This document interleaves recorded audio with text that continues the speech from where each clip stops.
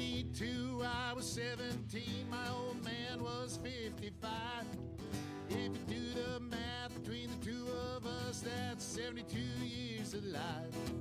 An eternity, so it seemed to me. How could anything live that long? Now I say my folks were only 84 the year that they passed on. For a little while it seems you got time to choose your dreams. Pretty soon you look around and you see 100 years ain't what it used to be.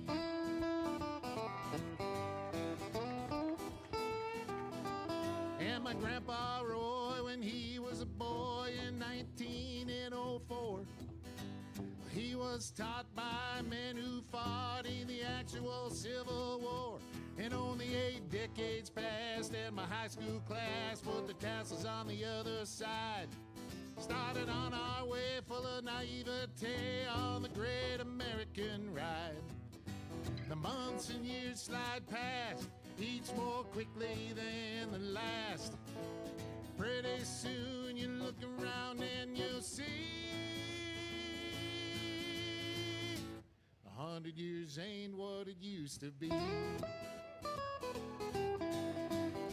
Oh, Johnny! Oh, yeah.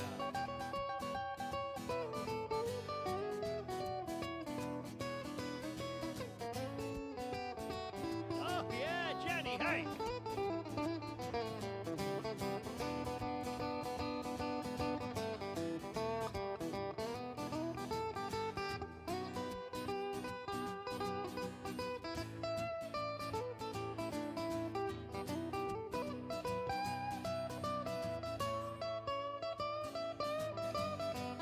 Oh, yeah! Did the guitar face. Ibuprofen's under buy again in my online shopping cart. Every week I learn of something else I should be doing for my heart. If I use the wrong pillow, I might have trouble getting out of bed.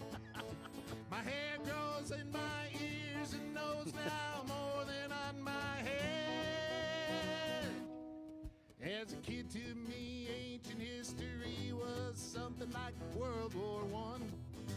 But I arrived closer to that time than this year as I sing this song.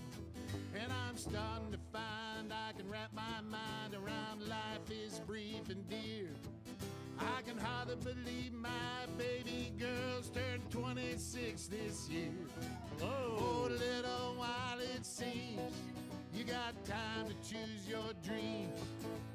Pretty soon you look around and you'll see everybody 100 years ain't what it used to be.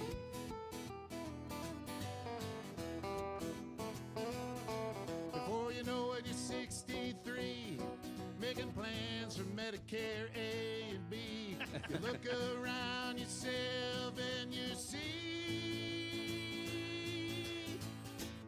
100 years ain't what it used to be.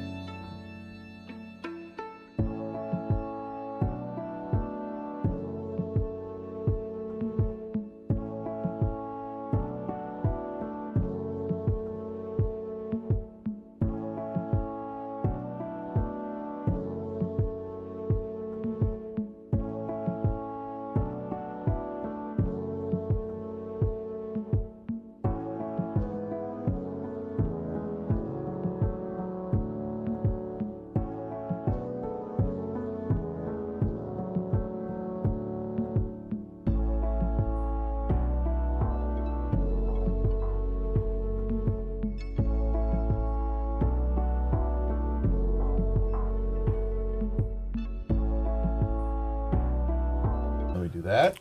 And Joe, we're rolling. The Knack Hardware and Lounge brings you Garage Logic Podcast number 1552, May 28, 2025. 100 degrees on this day in 2018, and it was 36 degrees on the morning of this day in 1965. Hail the flashlight king.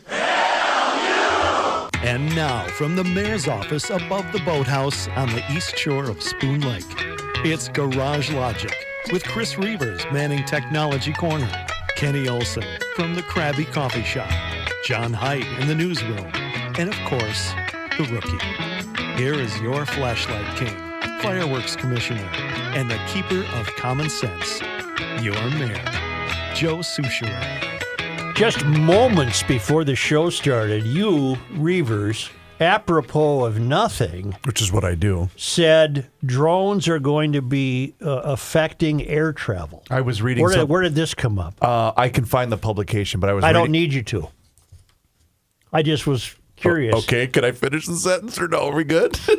Hey, I was reading something this morning about how I don't know if it's the FAA or whoever it is, the governing body, but just saying how drone traffic is going to severely impact flight travel in the near future. Well, all I heard was the word drone, and it made me think of what happened to the outbreak of so-called unknown objects over New Jersey. Oh, yeah, good question. It just completely disappeared from the earth. Trump took care of it. I think it was wasn't it in November and December? Oh. Was it the post-Trump election? Let me see. I mean, it was post-Trump's election that suddenly these videos of what presumably might have been drones or else aliens. In late 2024. Yeah, it was in December. Okay. And it was every day there would be a new rash of these sightings. YouTube's got mystery drone sightings continue in New Jersey. But it's gone now. I've heard nothing. Nothing. The last one was in January 30th. The administration, Trump administration, had an explanation for it in January. What was that? Is it Caroline Leavitt? What's her first name? The Yes. press secretary said, after research and study, the drones that were flying over New Jersey in large numbers were authorized to be flown by the FAA for research and various other reasons. Many of the drones were also hobbyists, recreational, and private individuals that enjoy flying drones. In time, it got worse due to curiosity. This was not the enemy.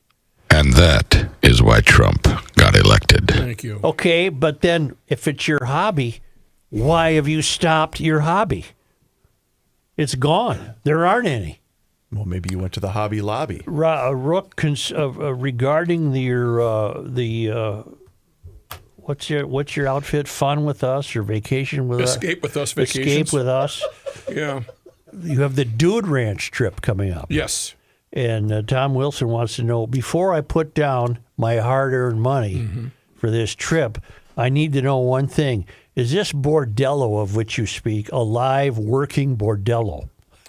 Boy, I certainly hope so, huh? If that gets them to buy, sure. And I want to give a little plug to our the Garage Logic pianist, Stephen C.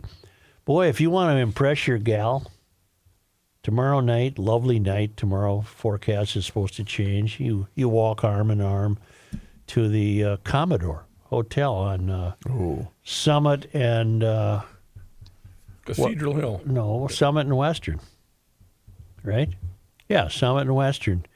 And he's going to have his whole gang there, including Pat Donahue. So it's 7 p.m. Summer on the Hill. Tomorrow night. Let me verify that. Hope you're Thursday, 7 p.m. That's tomorrow night at the Commodore, Summit and Western. If you haven't been to the Commodore, that's a fun Dumb question. old building. Do you have to be a hotel guest? No, of course not. Well, There's a bar in there. 79 Western. That's North. right on Western. I had an aunt who got married there. You did? I remember that I was a little kid when I went to What'd they serve? I don't know, Chris. It was a long time ago, and I wouldn't have been focused on the food. That's true. I don't Well, care. they're still doing that, Joe. Temporary closed for public dining. Outside of special events, the Commodore Bar and Restaurant is currently only available for private functions, and we'd love to host yours. Well, there's one tomorrow night. It's not private. You can go to it. Summer on the Hill. Democrats are spending $20 million on a study examining how to speak to American men. This is all over the interwebs. After losing ground with the demographic during the last election cycle, this is according to the New York Times. Speaking with American Men, a strategic plan is a $20 million project crafted by Democrats to study the syntax, language, and content that gains attention and virality in these spaces. Spaces is foghornable. What the hell is it? What does that mean? In the unlikely event somebody would be in a space with a man, I guess. Known as SAM, Speaking with American Men, the study will specifically examine young male voters and how the party can connect with that demographic. Additionally, the study advised rolling out pro-Democrat ads on video games. The study's revelation was made in an overarching article detailing the uphill battle Democrats face after the 2024 election, which included Democrats scrambling to replace Biden as the nominee with just more than 100 days left in the election cycle, and ultimately delivering all 7 battleground states to Trump. The Democratic Party's tarnished image could not come at a more inopportune time, the article said. In this era of political polarization, the National Party's brand is more important and influential than ever, often driving the outcomes of even the most local of races. In response, Democrat operatives and donors have gathered at swank hotels. There it is. To craft plans on how to draw back the working class and male voters. Because, a working class and male voters, we all go to swank motels. See, maybe that would be the first place you start. You just don't meet at a swank hotel. Maybe this whole agenda they've had for the last 8 years of screaming at cis men as being the root of all evil might have been a mistake, huh? Well, some of those red roof inns are pretty nice, though. This should tell you one thing. This should corroborate one thing we've all learned in the University of Garage Logic.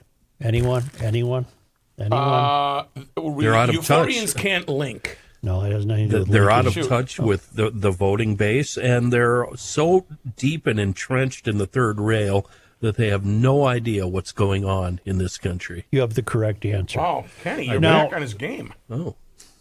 Presumably at some point in their life, for example, who are our local reps? You got Amy. And, Aaron Murphy, well, Aaron Murphy's a state rep. I'm talking about feds. Tina Smith is retiring. Jeep girl. But at some point in their lives, they were in touch with everyone. I mean, they had to go to stores and they had to. Well, they're busy fighting for us, though. They had to buy gas and they had to take the kid to school and talk to the teacher. I would even say leading the charge would be Amy Klobuchar. Who Who was brought up with the meat and potatoes. Sure, she was. Yeah. Was she? You really think she was, Matthew? I think her dad and mom probably had her on pretty steady ground in her grade school, dad high school. Was an angry Democrat who hated Republicans and anything conservative. Which is drifting from the point. At one point, anyone elected to Congress or the Senate had a reasonably. I disagree. I think, Joe, maybe that might have been the case for older politicians that are now should be leaving public service. But the younger politicians, they're all activists, Joe. They have no concept what's going on out here. Well, yeah, when you're right, you're right. I'll change my direction. The point I was trying to make is the third rail. Well, I'll get to that in a moment. The third rail is so encompassing and so insulated from having to go to the hardware store or get gas or pay the bills or the kids need shoes. I got to go talk to the kid's teacher. The life they lead, and this is our fault. The American voter has allowed this. The American voter has turned over politics to a political activist class, particularly with the Democrats, but it's true of both parties. But that third rail is so pronounced and exists in its own entity so thoroughly that they don't even, it doesn't even occur to them how foolish they look to announce that they're spending $20 million to learn how to speak to men. It doesn't even occur to them that they appear to be complete morons. It's them. It's them essentially saying, it's them saying everything we're saying. We've completely lost touch. We have no bleeping idea what you morons do on a Saturday afternoon, other than apparently you drink beer and start lawnmowers or something. That's what we hear. I'm unclear about that. And so we're going to spend $20 bleeping million on consultants to go to swank hotels. Swank. Swank. Yeah. Those mini bars aren't free. And learn. What are you going to learn? You can't learn because you miss the point entirely.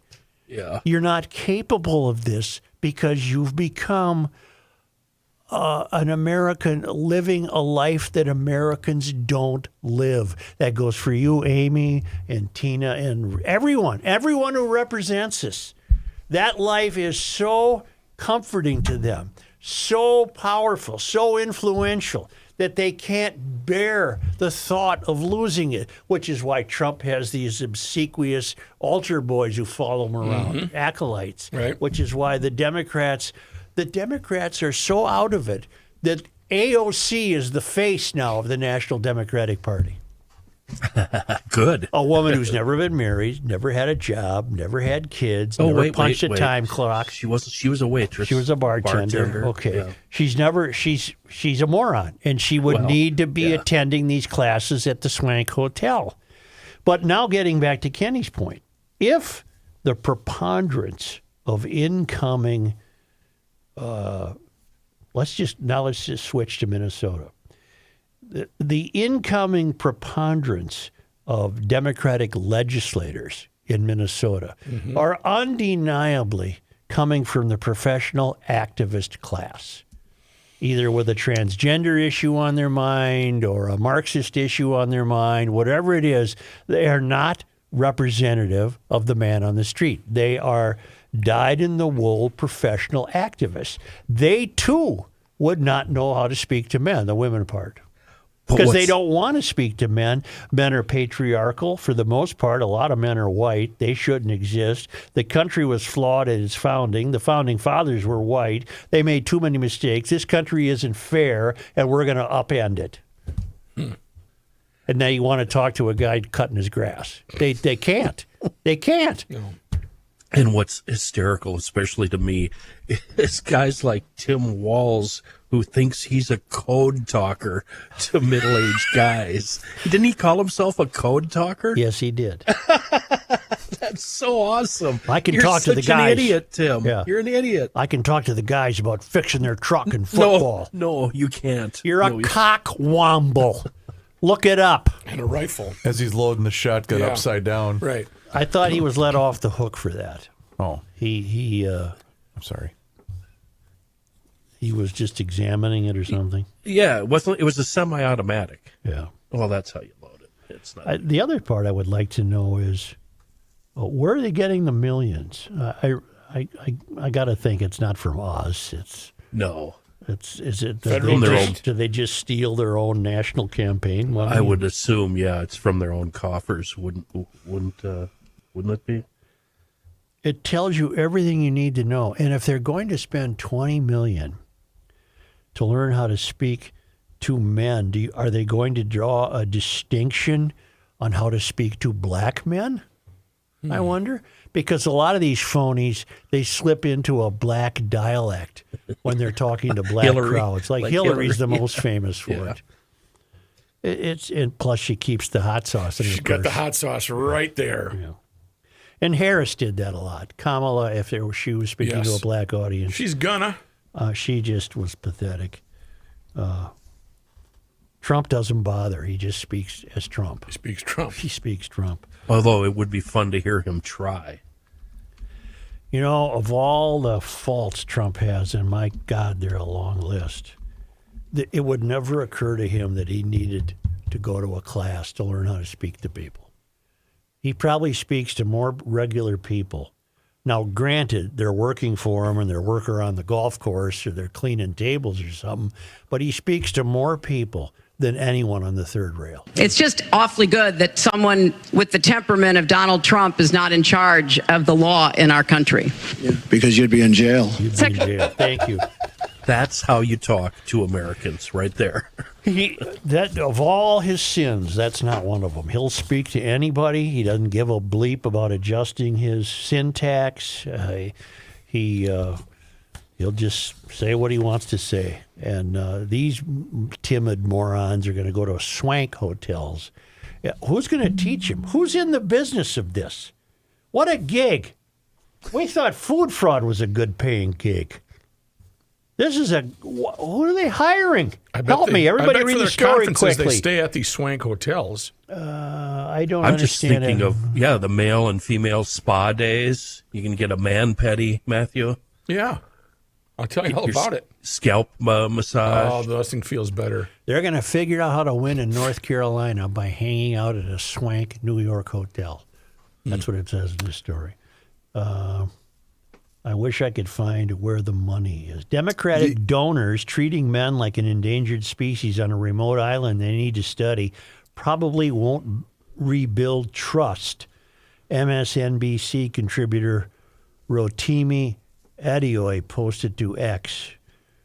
This kind of top-down anthropological approach misses the point. People don't want to be decoded. They want to be understood and met where they are.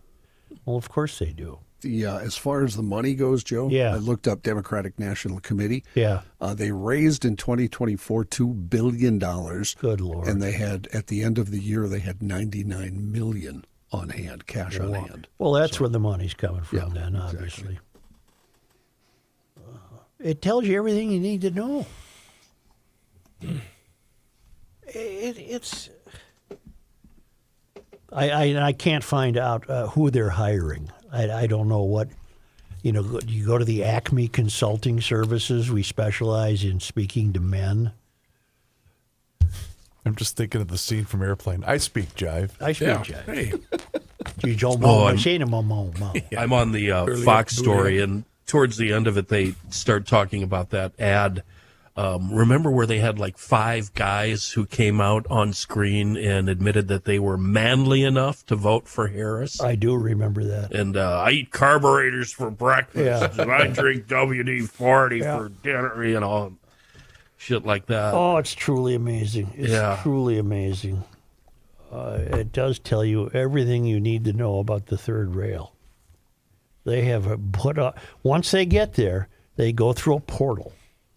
And they're completely different people. Transformed. They're just completely different people. Should you have to, and this would go for both parties, should you have to research the voters? Shouldn't knowing what the voters want be so obvious that you don't have to spend one dime researching it, right? Great point, but not if you're on that insulated third rail where all you're worried about is yourself. You have no I love it when these... like Klobuchar comes back to town and pretends to stand around at a farm.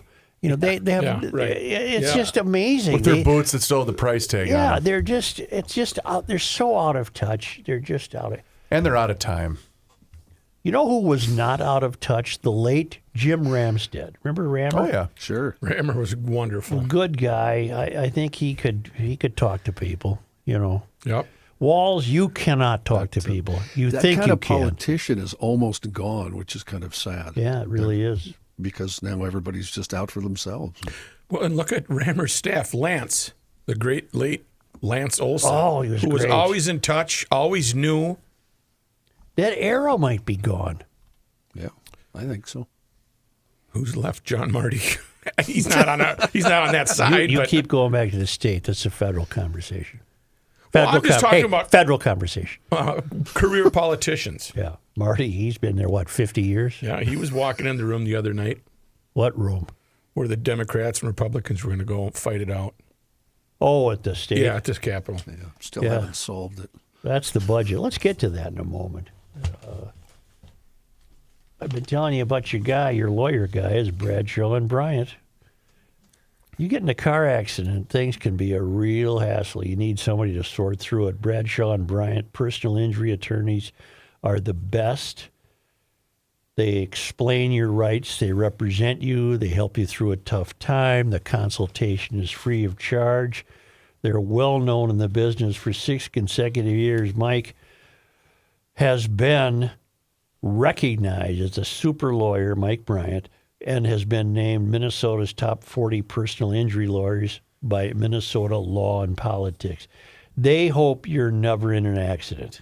But if you are, call them. Call Bradshaw and Bryant at 800-770-7008. Insurance companies can be tough to deal with. Let them deal with it.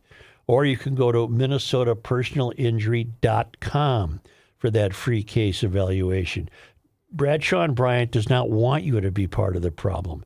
Don't text and drive or drive distracted. That's just common sense from your lawyer guys, Bradshaw and Bryant.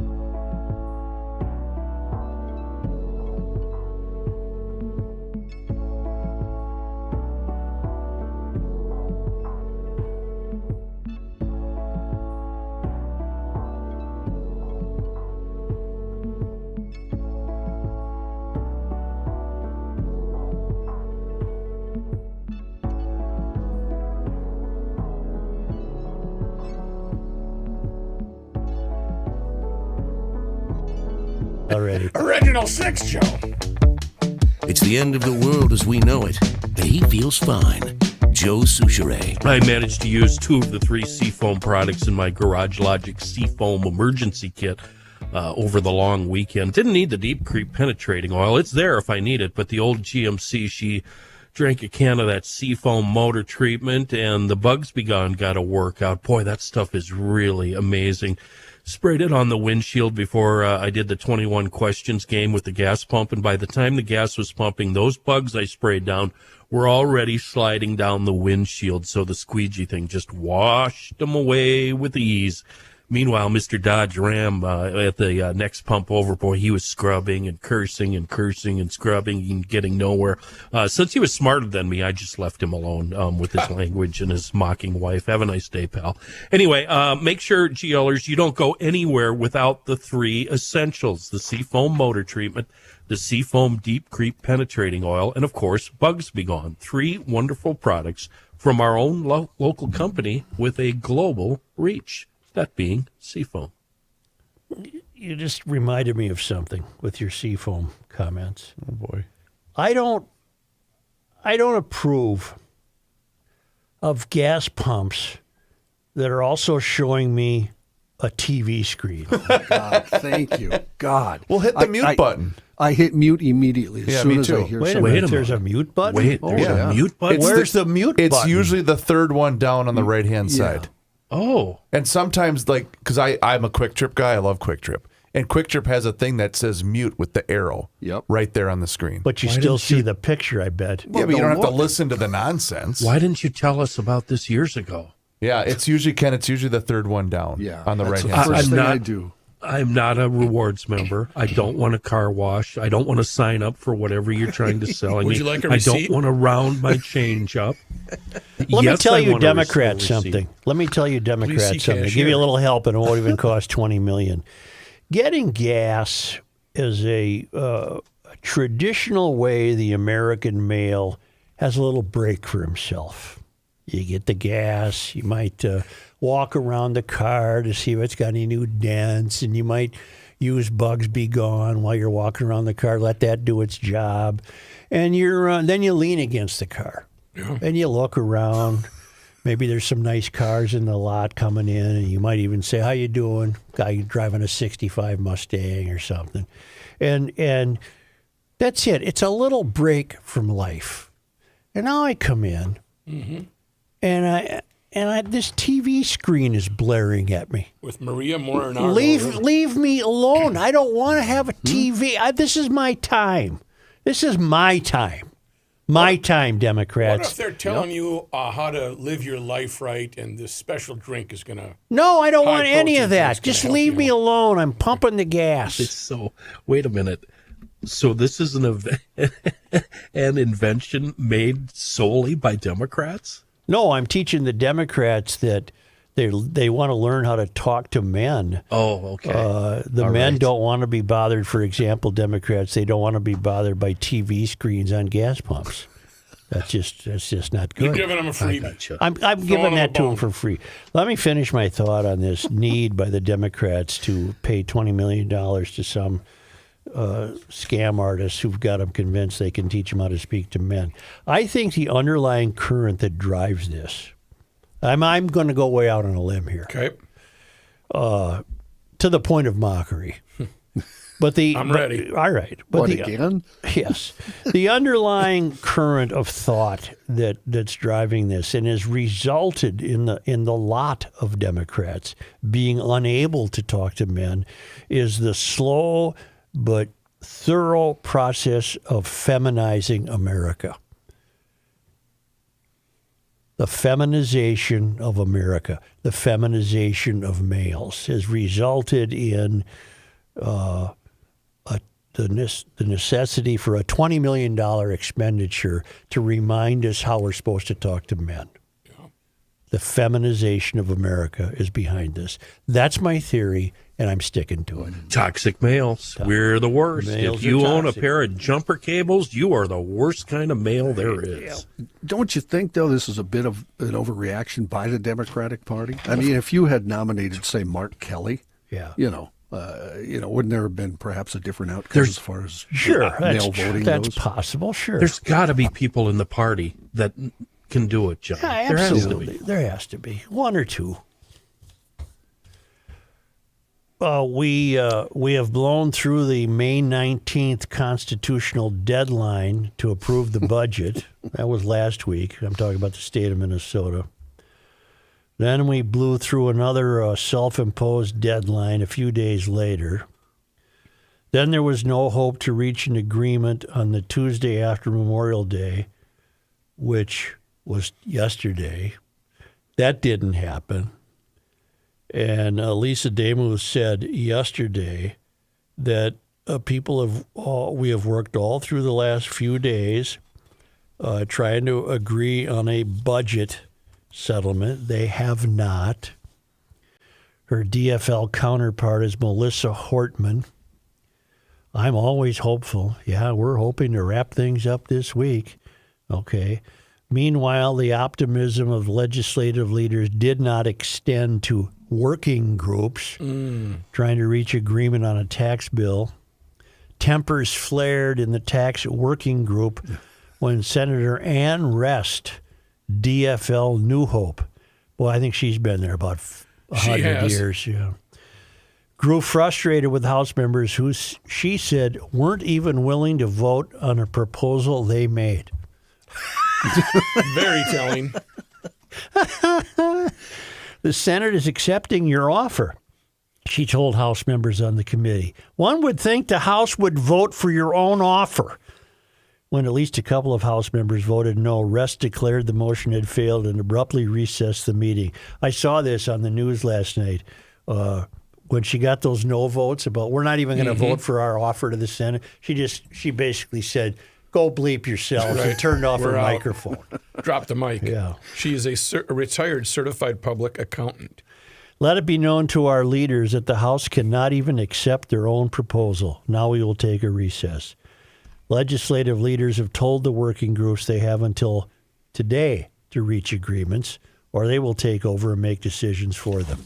Why don't, if I'm not mistaken, the hang-up is the Democrats intending to provide medical coverage for any and all illegals in the state, which sounds terribly virtuous but might be cost prohibitive, especially if people start coming to Minnesota once they get wind of that. Now, they would maintain medical coverage for children, but what they would like to see is you have to do you have to do a little work to continue to get the coverage. She came to the Capitol and did in 1985, Joe. Well, that's 40 years ago. Yep. But where is the person to step up and say, we can't afford this stuff now? Well, the Republicans are trying to say that, and the Democrats are balking, and they don't want to have a budget bill that does not provide what they want. Let's see, which is this one? I have two versions of this. The legislators were in those working groups yesterday. One of the biggest obstacles is the DFL divide over free health insurance for adult undocumented immigrants. Protesters took over the hall outside the governor's office, furious that he and the DFL Senate Majority Leader backed a compromise that would take the health insurance benefit away from undocumented adults but leave it in place for children. So protesters, some of whom I have to believe were undocumented, they're in the Capitol bitching at the Minnesota taxpayer for not providing them free health care. We want ours. The governor is saying he will stand strong, but will he, if he goes back on his promise on immigrants, what else is he going to go back on? Said Erica Zurwowski, who protested. If no agreement is reached by Sunday, layoff notices will start going out to state employees. The final deadline is June 30. That's Saturday. Okay. If there is no agreement by then, the state will enter a shutdown, the first since 2011. During the 20-day 2011 shutdown, thousands of non-essential state workers were furloughed. And while public safety employees, including the State Patrol, kept working, state parks were all shut down. So there you have it. The Democrats offered a compromise in the House. The Senate accepted it, but the Democrats will not send it on to the Senate because they're now rejecting their own proposal. And this used to be one hell of a state. It's a fine how do you do. Just used to be one hell of a state. And it continues to sink under the sea due to Cockwomble and the others. It's just a dreadful, dreadful situation. Oh, a positive note. Okay. We nailed a Feeding Our Future suspect who was trying to fly out to flee the country. Going to Dubai, is that right? Yeah, she was Hebo Dar. Hebo. She's now the 71st person charged in the $250 million scam. Oh, I thought Hebo was a guy. I didn't Yeah, he was a gal, I think. Gotcha. Okay. Why did it take so long for her to see the writing on the wall? I don't know. Well, because they just raided the place. We talked about it. Remember, they raided the place last week, and that's where she was basically implicated. yeah. Maybe you were gone. You might have been gone. I don't know. The FBI arrested Hebo Dar at MSP before she could board her flight to Dubai. I believe it's a female. I'm looking at a picture of her.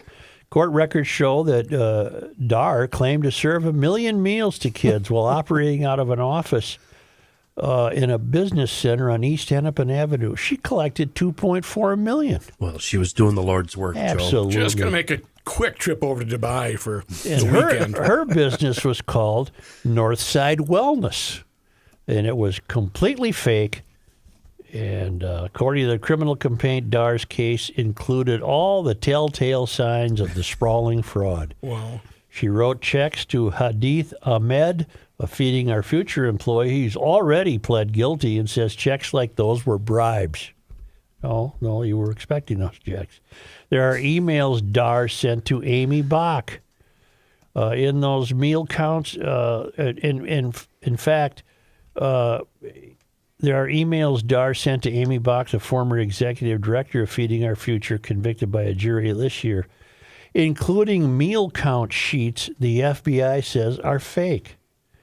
In those meal counts, the complaint says that by April of 2021, Dar claimed to be serving about 40,000 meals to children every week. Wow. She's a hell of a baker. Amy was convicted. Bach was convicted. It was unclear whether the feds intended to charge any additional suspects, but late last week, this is the one we told you about yesterday, the newest fraud, the FBI raided a St. Paul nonprofit called New Vision Foundation.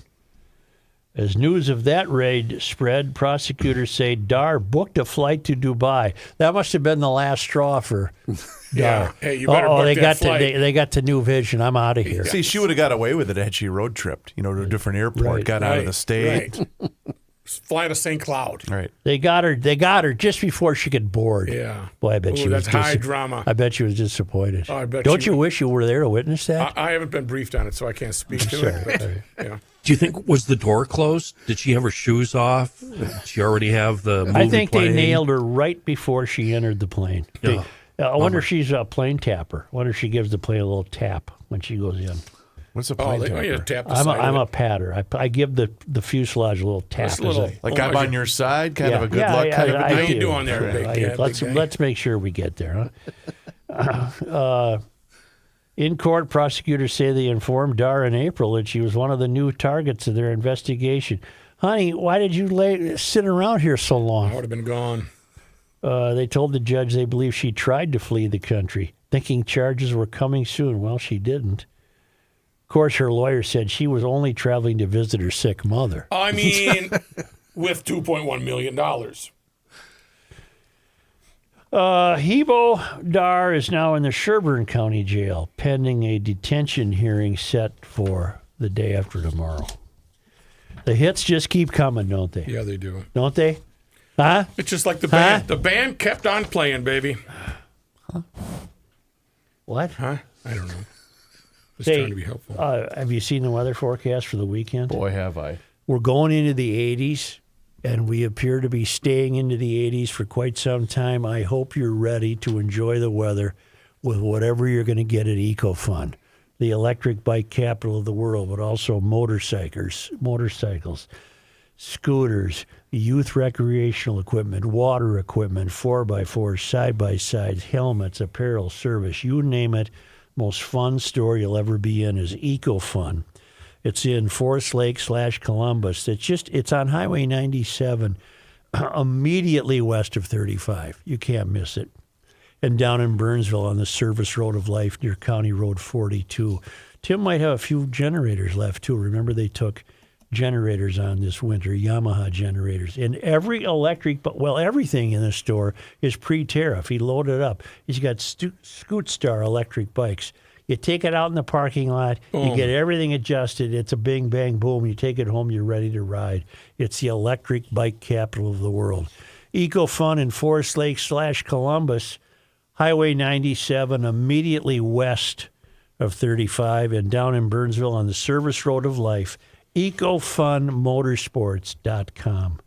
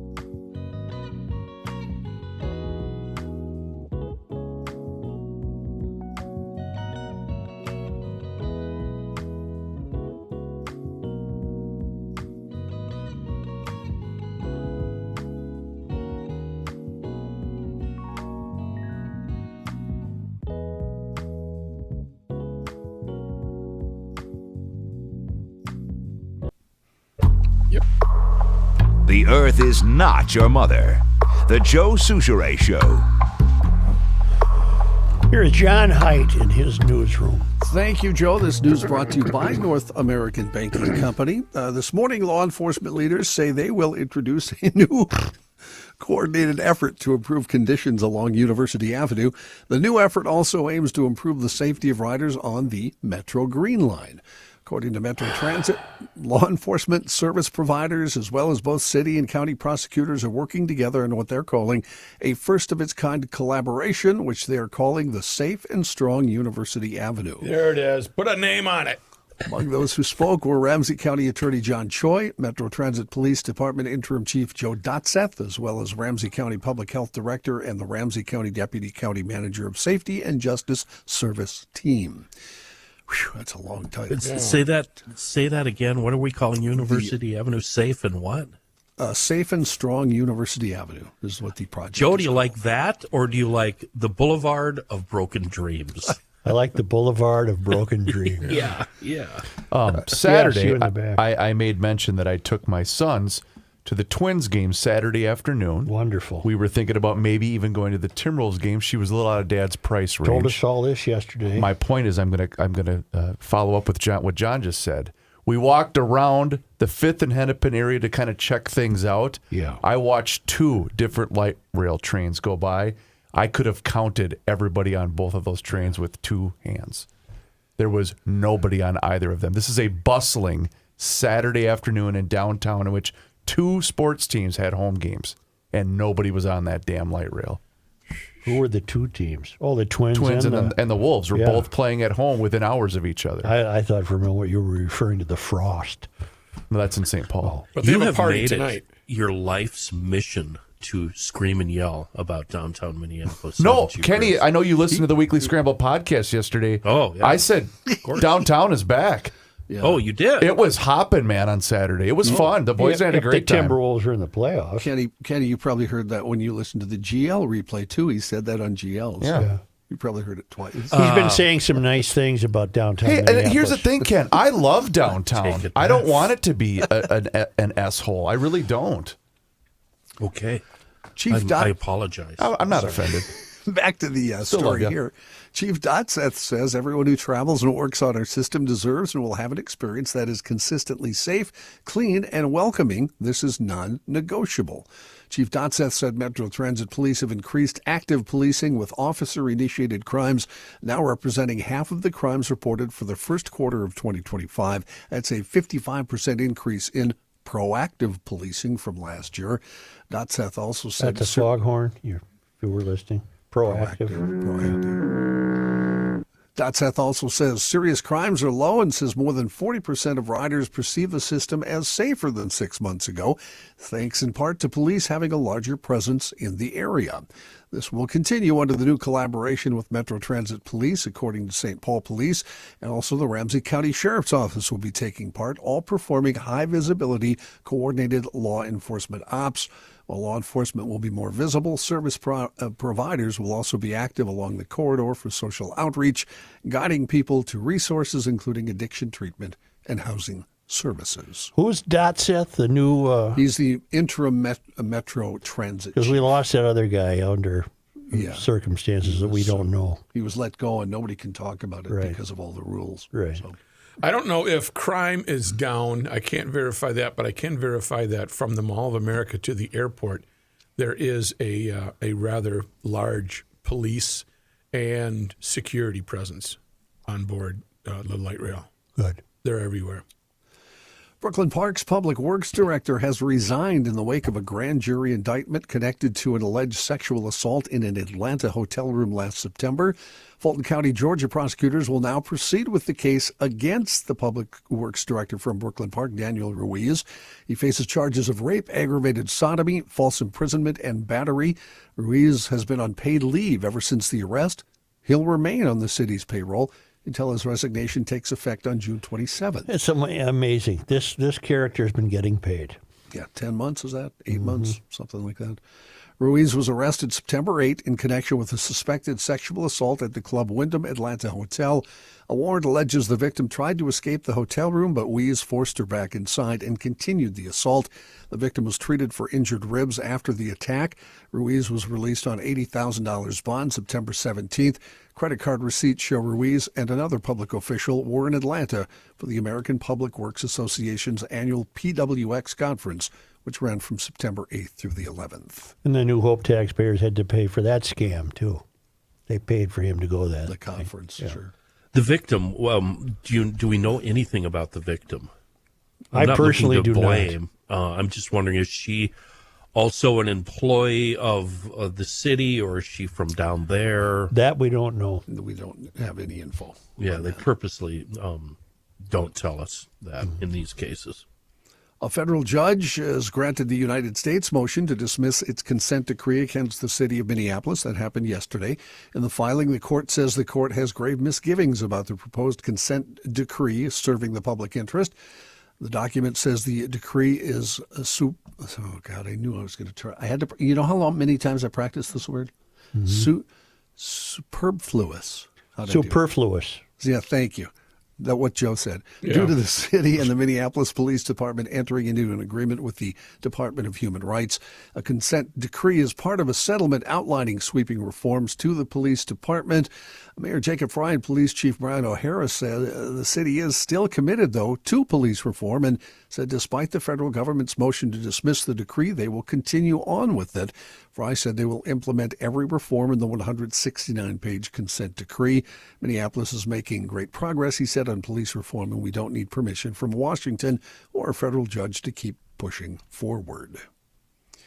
Lawyers for Senator Nicole Mitchell are asking the court to dismiss one of the charges against her. In February of this year, you'll remember, prosecutors added a felony count of possession of burglary or theft tools. Mitchell pleaded not guilty in August to a different charge. These ain't mine. To a different charge pending first-degree burglary charge. Ain't my crowbar. Right. New court filings yesterday asked the judge to dismiss the added charge. The lawyers saying the two charges are intertwined, meaning it's hard to envision a scenario where Nicole can be guilty of possessing burglary tools but not of committing burglary. Well, you got to have tools to get the job done. Yeah. In other words, we would all be guilty of owning burglary tools. Yeah. The lawyer said it creates more problems than it solves to charge her with both. In March, Mitchell spoke publicly at a Senate subcommittee on ethical conduct meeting regarding two ethics complaints against her. One is an amended complaint that was initially filed last May. The other is a new one filed in February. They were the first public remarks from Mitchell in ethics committee proceedings on the Senate floor or in hearings in her criminal case since her arrest last year. I see two problems with her. What do you got? Well, three, actually. One, this has dragged out too long. Two, she should never have been able to hold her Senate seat. Exactly. And three, The fact that she got to vote on it. well, three, she might be, what's a delicate way to say it? The no-go zone? No, well, that's a given. Addled. Oh. Look up addled. All right. See what addled means. I don't want to be... Adelled. No, A-D. How do you spell it? Addled. A-D-L-E-D. Unable to think clearly or confused. Addled. An addled egg means it's rotten. That's a different meaning. I'm not calling her a rotten egg. I'm saying Addled. I think she's addled. Addled. Yeah. Well, how do you feel about the burglary tools, though, and that being dropped? That's okay. I don't care. I would normally not care, but in this case, I do. I'm making an exception for Nicole, and I really do care. Yeah, but with because- most other people, No, it's a good point because with her, they were specifically burglary tools. Right. With me, I needed to jack up a trailer or something. Right. We could go into town now, and Yeah. every single pickup in town would have burglary tools. Right. You know, now that I'm looking at the dictionary.com definition, I believe you have referred to me and Rookie as addled. I probably have. Unable to think clearly. Right. And confused. That's accurate. You both are very addled. A business note from St. Paul. After more than a century in business, West 7th Pharmacy is closing next month. Rising costs and trouble finding help led to the decision. Owner Jeff Johnson says having open heart surgery late last year also played a factor in the closing. Johnson said it does change your life. It makes you think there's more than just going to work every day. West 7th Pharmacy opened in 1915. Where is it? I don't even know where that is. Right on West 7th Street West 7th. between Highland Park and downtown St. Paul. Was it independent? Yes. Oh, It's just like looks like a regular drugstore. I guess I can't picture it. It's big. Those have gone the way of dogs not on leashes. You know what I mean? The country has really changed. You can't find an independent pharmacy. No, they're all the big You boys. got now. one hell of a good one at St. Paul Corner Drug. Johnny Hesh, an old farm boy that's a pharmacist, does a great job. Well, if I was still down there, I'd use him. I hate today's pharmacies. Just hate them. And you got TVs on gas pumps. One of the most important stores in Mandan, North Dakota growing up, Taylor Drug Store. Where did Hubert Humphrey arise from? He was a the pharmacist. family's drugstore. Yeah. Why don't we take a quick break here and we'll reminisce some more. But first, let's hear from Chris Reavers. Let's ease our troubles with a visit to our friends at Harmony Spirits down in Harmony, Minnesota. I got a text from Larry. Hang on, let me pull it up here. Joe says I can only look at my phone when we're doing an ad. Bottle and Bond is back. Here's the deal about Bottle and Bond. They only harvest 2 barrels a year, and we bottled the second barrel last week, and it is available at our tasting room for tasting and for purchase, Joe. You can also see a bottle of this stuff on their Facebook page. They do a really, really good job of updating all the craft cocktails on their Facebook page. So check them out, Harmony Spirits on Facebook. But the Bottle and Bond is a single barrel bourbon whiskey, and it is fan-freaking-tastic. They also have a really cool thing at the tasting room in Harmony, Minnesota. They have those pre-mixed cocktails that you can take in a sealed bottle to go. So if you're maybe on the bike or whatever and want to support Harmony but can't really taste while you're en route, then do that, because the tasting room is wide open right now, man. Summer is here, and Harmony Spirits wants you to come on down and taste all the best handcrafted cocktails made right here in our own backyard. And also, one thing that you can do is you can go into your local liquor store and ask for the Harmony brand by name if they don't have it on their shelf. That really is how they're going to continue to expand their brand and continue to thrive. And they thank all of you GLers that have supported the Harmony Spirits brand by name throughout the years and continue to do so. HarmonySpirits.net is their website. And please stop into the tasting room, say hi to Damon and Larry and the entire crew, and let them know that you heard about Harmony Spirits right here on the Garage Logic podcast.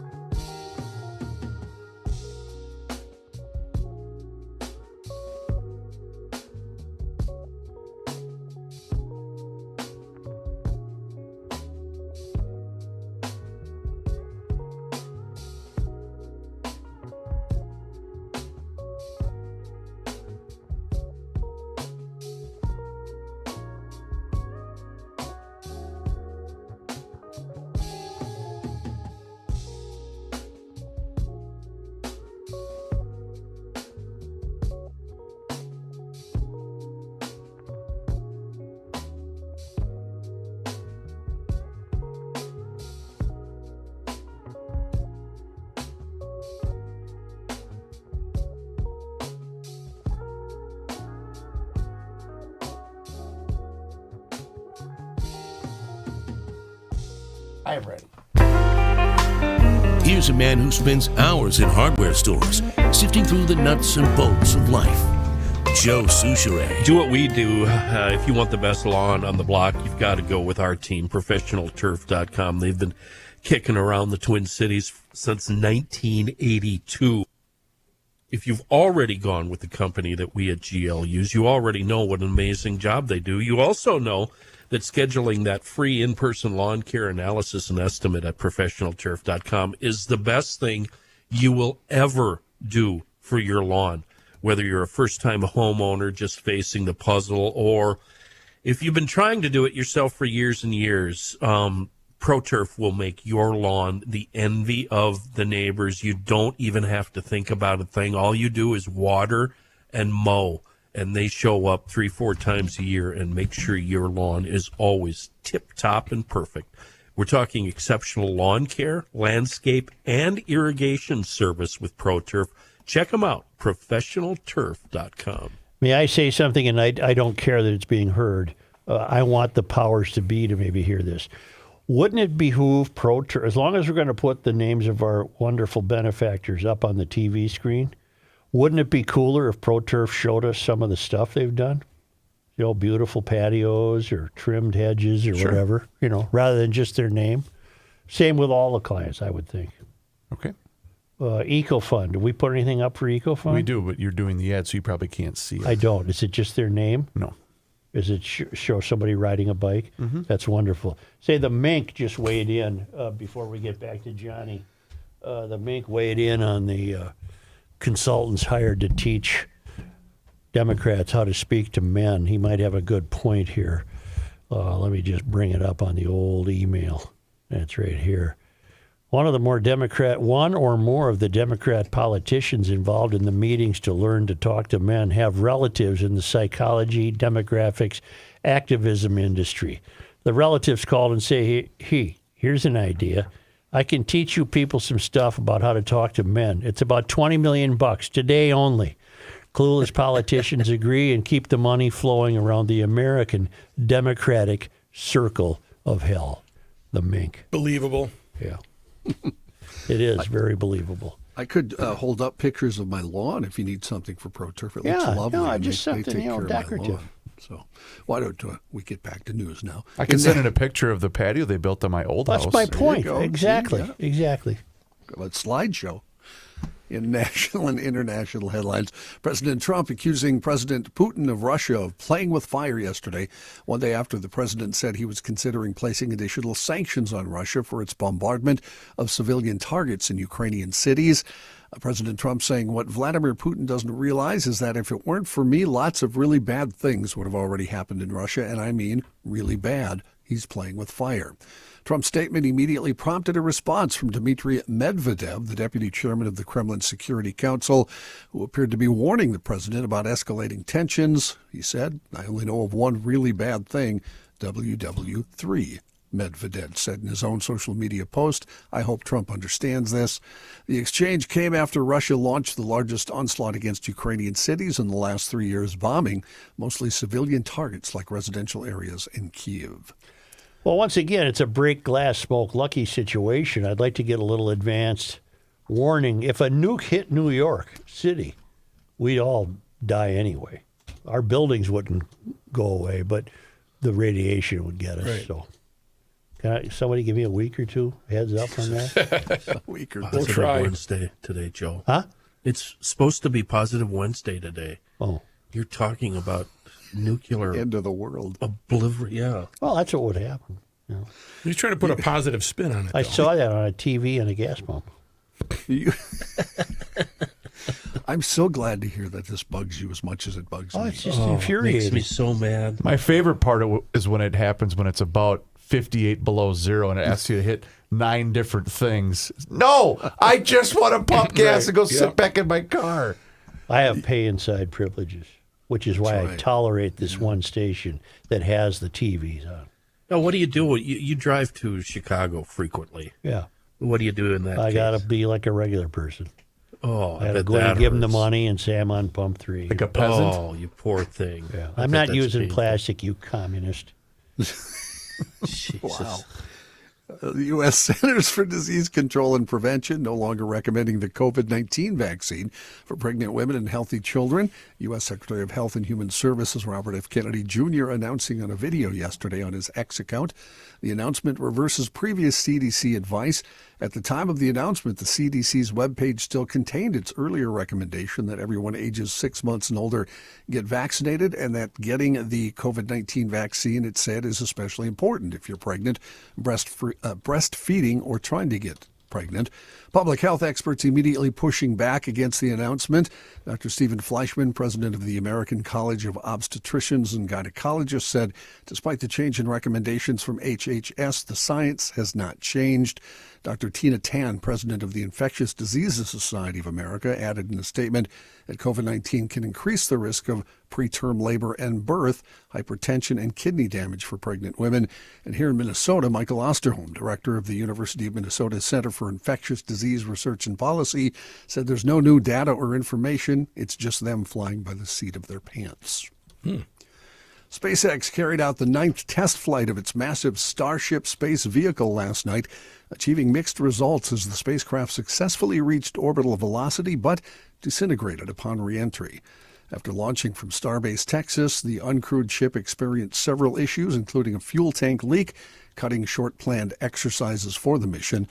Mission controllers lost contact shortly before an uncontrolled spinning descent into the Indian Ocean. This marks the third straight test where Starship failed to complete the entire flight. Following the launch, CEO Elon Musk, having returned, in his words, 24/7 to his companies from his work with the Trump administration, pointed out the vehicle exceeded a number of checkpoints from Flight 7 and 8 and vowed to accelerate the launch schedule to once every 3 to 4 weeks. Starship is currently slated to carry astronauts to the moon by 2027 as part of NASA's Artemis program. A crowd was fired upon while overrunning a new aid distribution site in the Gaza Strip set up by an Israeli and U.S.-backed foundation. At least one person was killed, 48 others wounded. A crowd of Palestinians broke through fences around the distribution site where thousands had gathered. An Associated Press journalist heard Israeli tank and gunfire and saw a military helicopter firing flares. It wasn't clear immediately whether Israeli forces, private contractors, or others had been the ones who opened fire. The foundation said its military contractors had not fired on the crowd, but fell back before resuming operations. After more than 50 years, Southwest Airlines' bags fly free policy is finally coming to an end. Ooh. Southwest on Tuesday announcing the first checked bag will now cost you $35, the second checked bag $45. That policy began this morning when some passengers could be subject to a checked bag fee also when booking a flight on the discount carrier. Weight and size limits for bags will apply. The new policy only applies to flights booked on May 28th or later, which means today. Yesterday, was the last day to book if you wanted to avoid the new fee. Which is always fun at Terminal 2. If you have a little extra time and you come a little early, Frontier is right next to Southwest. And when Southwest had the free bags and the Frontier people, passengers, realized they had to pay, oh, they don't have to pay. They don't have to pay over there. It was tension like you wouldn't believe. I hate flying. They've made it too messy. Those are always the favorite social media clips that I see when someone's got their Spirit airline flight that they paid $58 for and realize they get in fights. They got to pay $50 to check their luggage. Like, oh, I ain't paying that. Yeah, they are very upset. Speaking of flying, in Florida, Sanford Airport police arrested a woman outside an airport gate after they say she repeatedly hit a child on a plane. The arrest report says it all started when the child called Christy Crampton fat and Miss Piggy.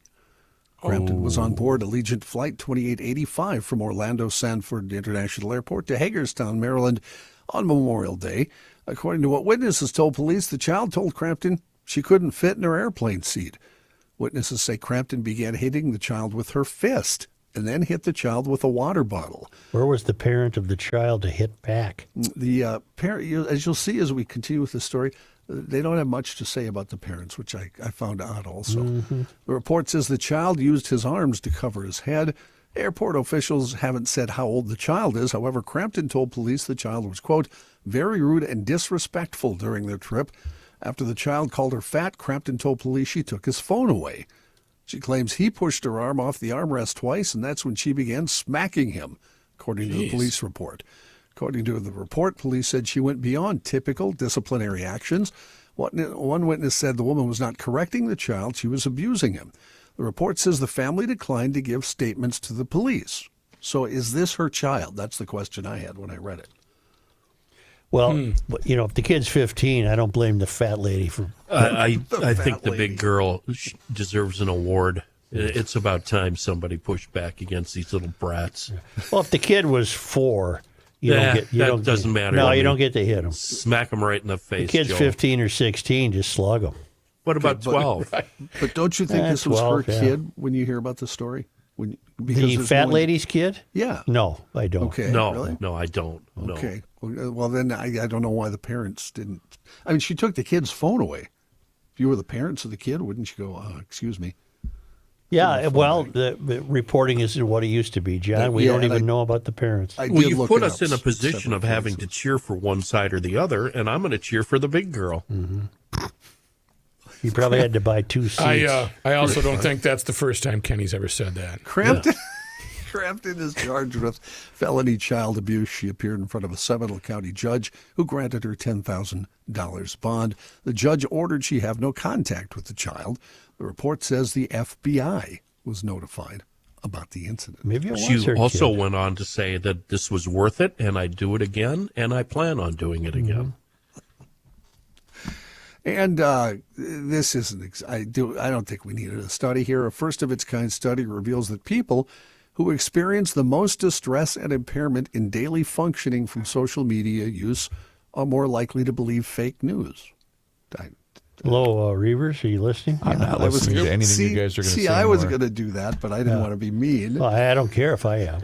I think he's on Twitter right now. Yeah, He did just post. Dar Meshi, an associate professor at Michigan State University and co-author of the study, said social media is everywhere in our daily lives, and some people display problematic excessive use of the platforms. We found that this overuse is associated with a greater tendency to believe in and engage with misinformation. By assessing participants' credibility judgment of news posts, participants' intentions to click, comment, like, and share posts, and their degree of social media use. The study found the greater people's symptoms of problematic social media use, the more likely they were to believe fake news is true, interact with news posts regardless if they were real or fake, and want to click on fake news posts. On some of those social media posts, I see a helpful note that follows the post that says, this story has been debunked, or this AI, or Doge. I find those helpful. Otherwise, I'm prepared to, of course, believe everything I see. Mm-hmm. Yeah. Say Precision Door MN's your garage door guy. They take care of everything that can go wrong in a garage door. The springs, the rollers, the rails. They take care of it all. They show up on time. They tell you when they're arriving. Precision Door serves western Wisconsin and the entire metro area. They don't charge more for emergency visits on weekends. And in addition to just taking care of your existing door, they have new doors. They have models for every budget. They send out a designer. That's consultation is free. You don't need to bring the garage to them.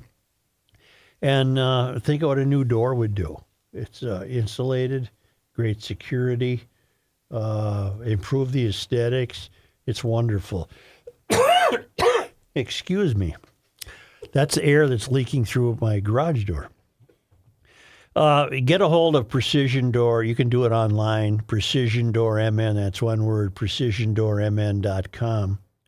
Or call 612-263-6985. And you, too, can schedule your free on-site new door estimate. And remember, if you get a new door now, Precision Door is throwing in the motor. That's a value of more than $760.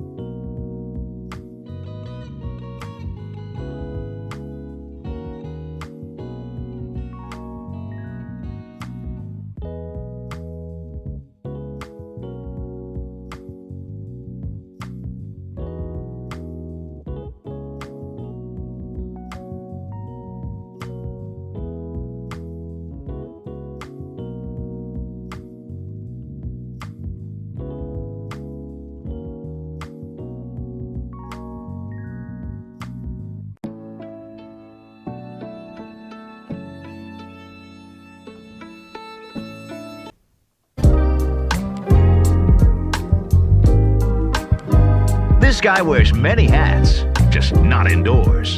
Joe Souchere. Let's talk about our friends at North American Banking Company, shall we? Okay, I'm glad you asked. They have 6 Twin Cities locations to serve you.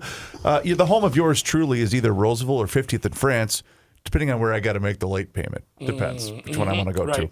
But you can also see them in Hastings, Woodbury, Shoreview, and Maple Grove. They offer all of the services as the other big national banks. It doesn't matter whether you're looking to buy a home, maybe finance a new home renovation project, or get that new car that you've been dreaming about. My friends at North American Banking Company are going to be able to help you out, and right now is a great time to put your home's equity to work. So if you've got that home project or maybe a project up at the cabin, a home equity line of credit from North American Banking Company is going to give you flexible access to funds when you need them most, and their experts make it easy. So check them out online today. It's nabankco.com to learn more. Again, they also offer the same online and mobile banking options as the other banks, but the key difference is you're going to get the unparalleled service of a community bank. North American Banking Company, member FDIC, is an equal housing lender. Joe? There's a course being taught at the University of Minnesota. This is a story written by the College Fix, and Alpha News picked it up. And apparently it's real. The University of Minnesota regularly offers a course called Intersectional and Decolonizing Approaches to Transgender Health as part of several graduate degree programs. It's an online 3-credit course, is part of the Transgender and Gender Diverse Health Certificate Program and the Masters of Professional Studies in Sexual Health. According to the university website, the course uses an intersectional approach and examines systemic marginalization of gender diverse populations. The course also addresses the historical pathologization of diverse gender and sexual identities within healthcare. Students are encouraged to critically assess biases and Western assumptions related to gender identity, sexual orientation, sex assigned at birth, and gender expression. Professor Nick Ryder, it's NIC, has taught the course. The academic did not respond to an emailed request for comment nor a voicemail left in the past month by the College Fix. The Fix asked Ryder for a copy of the syllabus, what decolonizing healthcare means, and if the class examines current debates about the safety and efficacy of transgender drugs and surgeries. The Fix also reached out to fellow instructor Tammy, T-A-Y-M-Y, Queso for comment, but the professor did not respond. Ryder, of course, uses they, them. Yeah. And has an interest in intersectionality. I don't even know what that means. Improving various health disparities, sexual health and pleasure, decolonizing healing justice. What? Well, she made this up and got herself a gig. Kenny has challenged me to link this to the Democrats' inability to talk to men. I think it's quite apparent that the failed academy in its most weird wings, such as this, are no different than Democratic policymakers. They too exist on a rail that's completely independent of the rest of our lives. And whoever Nick Ryder is could no more survive a walk down the street and deal with real life than anyone in the Democratic Party, because this is a totally made up decolonizing approaches to transgender health. Why? B as in B, S as in S. It's just they have people at the U who thinks this description sounds like the result of a prank. How many leftist buzzwords can we fit into a single course description? That's the Do No Harm Director of Research, Ian Kingsbury. When asked what a course on transgender healthcare should cover, Kingsbury said it should earnestly grapple with ethical concerns surrounding the ability of minors to provide informed consent. He said it should also provide information relevant to clinical practice, including the risks associated with cross-sex hormones therapy and puberty blockers. And he said, I'd be shocked if this course meaningfully addressed topics like the CAS review, detransitioners, or the appalling state of medical literature cited to justify pediatric gender medicine. He said that CAS review is an official study undertaken by the National Health Service in the United Kingdom to look at the safety and efficacy of transgender drugs and surgeries. Anyway, there's no difference between the failed academy scam artists like this person who dreamed up this course and Democrats who need to pay $20 million to teach them how to speak. Right. Because no one understands what this knucklehead is saying. But if you teach this course, or if you take this course, this online course, and do well at it, you obviously are going to need to attend that $20 million meeting because you have no idea what's going on in the real world. And how do you intend to find a job that would actually pay you? Well, your next path in life is to teach that course. Because that's it. Yeah. You're going to be hired by, name your corporation, and you're going to be teaching this nonsense. Any job that I could suggest that you'll end up with would just be demeaning to that job. What about a transgender shop? I guess. What do you buy there? A little boutique, maybe. Well, anyway, good luck to him. Hey, I got it. Nope, Ken, you nailed it. What's Rook, that? transgender shop featuring wax hands. I mean, you could do it. We got rainbow hands. We got the whole, you can do the business is back. I thought the business was mothballed. It is right. Currently. They need a cash call. Currently, it's on hiatus. Due to lack of employees. They need an infusion of cash. Yeah, they're going to go to their shareholders. Don't look at me. There's going to be a cash call coming up pretty quick here, cowboy. Yeah, I'm still waiting. Yeah. The ROI wasn't what you expected? No. He didn't do his R&D. I was a sucker. You could have pulled a couple shifts. Yeah. Say, oh my God, could you imagine him working at the booth at the fair? Because you need to be very patient. What do you want? Let's go here. Hurry up. Just stick it in there. Put your thumb over stick there. it in there. Let's go here. Now quit squirming. Do you want sprinkles? I've told you 100 times, but I got to sprinkles? tell it again because it would have been the greatest prank ever played by humanity. There's a guy at my parish who has a fake hand that apparently can come on and off. I don't know him, but I would have gone to him and introduced myself. He's in the choir. He's probably a hail fellow, well met. And I would have said, I just got a call from a friend of mine who bought a wax hand machine. You apparently dip your hand into this is it hot wax? It's warm. Warm wax, and it makes a mold, and then you pull your hand out. Well, you come with me, stick your hand in there, and figure out how to dislodge your hand and bring it out and just say, oh, my God, I lost my hand. That would do a lot to bring in more business. That would have been the greatest prank in the history of the world. Is your friend's name Roy Munson by any chance? No. No, okay. Well, hell, it might be. I don't know. No, it's not. It's not? No. Is this another thing where you guys are trying to get me? Who's Roy Munson? He works for 3M. He was a bowler, professional bowler. Lost his hand. Poor Really? guy. In a tragic accident. Couldn't bowl anymore. He lost his ability. You don't know the story? No. Yeah. Is this from... Hard time paying rent. God, he couldn't even make ends meet. Is this from... Rent is due. Huh? Yeah. Rent is due, Roy. Kenny, God. What in the world? Is this from the Dude movie? Kingpin. Kingpin, the bowling one. One of the best movies ever made, Joe. And a hard time paying I guess so. Only because they come to us all the way from the Traveling Lymans, currently in Eden Prairie, Minnesota. Oh, well, welcome home.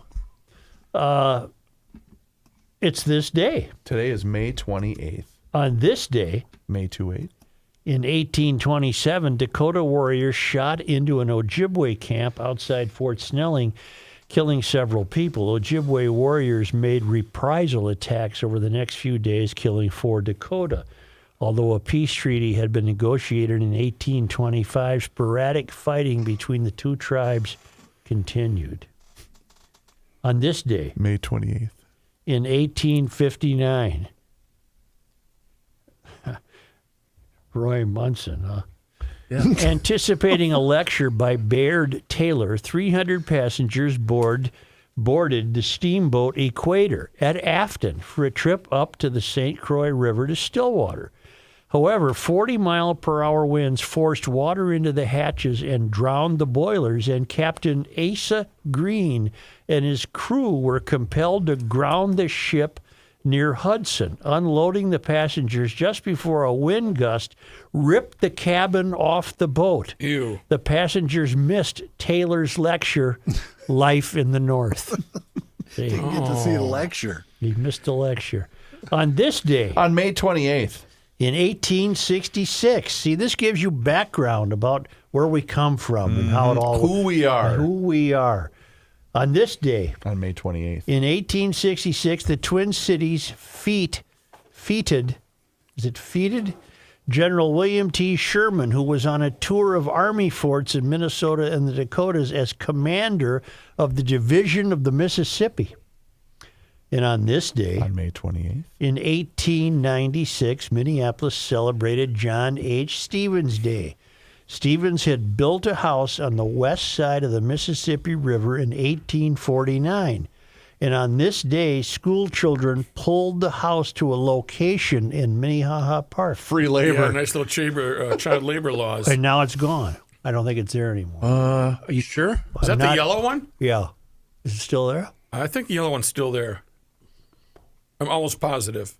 Because when we went on our picnic last year, The it's big over yellow by the one tracks. is up on top, but then there's the first house in Minneapolis is down on the other side of the falls. Can I ask you something? Yep. You, what do you mean when you went on your picnic? We went on a picnic. And, Who? Mick and I, McLaren, Sophia, had a basket. Seriously. Where'd you put the blanket down?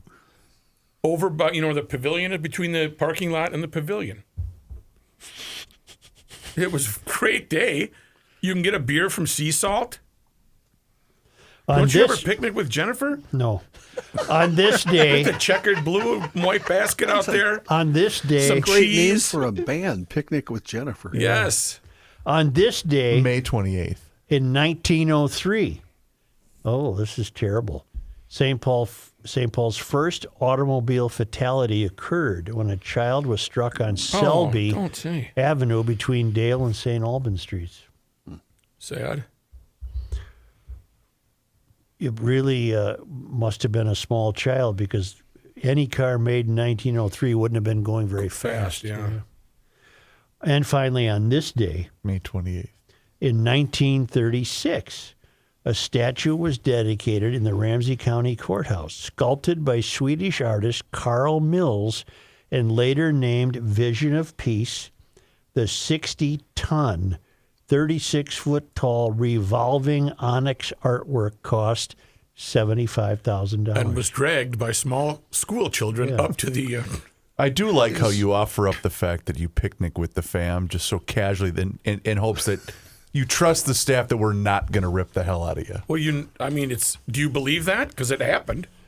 Yeah, but Charcuterie board, everything. it seemed to me that you were picnicking in an area where people walk back and forth between. No, there's a lot of grass. Picnic tables all You over should do there. it more often Did than you have a would normally. table? No, just a blanket. On this day in Minnesota sports history, May Nice to 28th. recline. the Millerette. We had the Millerettes yesterday losing to the Peaches. Yep. Well, on this day they beat the Peaches 7-6 at Nicollet Park. I don't know why that would be a disappointment. When they won, sure. On this day, On May 28th. in 1974, Gordie Howe was named MVP over Mike Walton. This would have been in the World Hockey Association. I don't know why that's a disappointment. But here we go with a disappointment. On this day, On May 28th. in 2021, the Wild were eliminated by Vegas in Game 7 of the playoffs. That was a stinks. disappointment, yeah. Yeah. So There you have it. And on this day, we don't do birthdays, but if But we you did, do. we would tell Matthew a happy golden birthday, but we don't do birthdays. So Aren't you supposed to get something special on your golden birthday? Haley has given him 28 days of gifts. Oh, boy. Boy, I almost jumped in there. Yeah. Careful. Careful. They haven't been married very long, have they? To Just be a couple 28 years, again. almost a couple years. Boy, I can't imagine what that gift would be. Yeah, every day. 28 days, every a day. different gift? I had to write a letter to him. All family members had to write a letter. She was very organized. For us, Joe, what would it? It'd be 28 days of silence. Don't even say one damn word to me. You know, I would be thinking, yeah, I'm 28. I'm just saying. Hey, if I'm 28, you know. 28 pennies right I'd here. want something more than a letter, you know. Well, I think she, some are good, some are worse. You know, Yeah, you know, it's all up to the individual, isn't it, Matt? it really is. Yeah.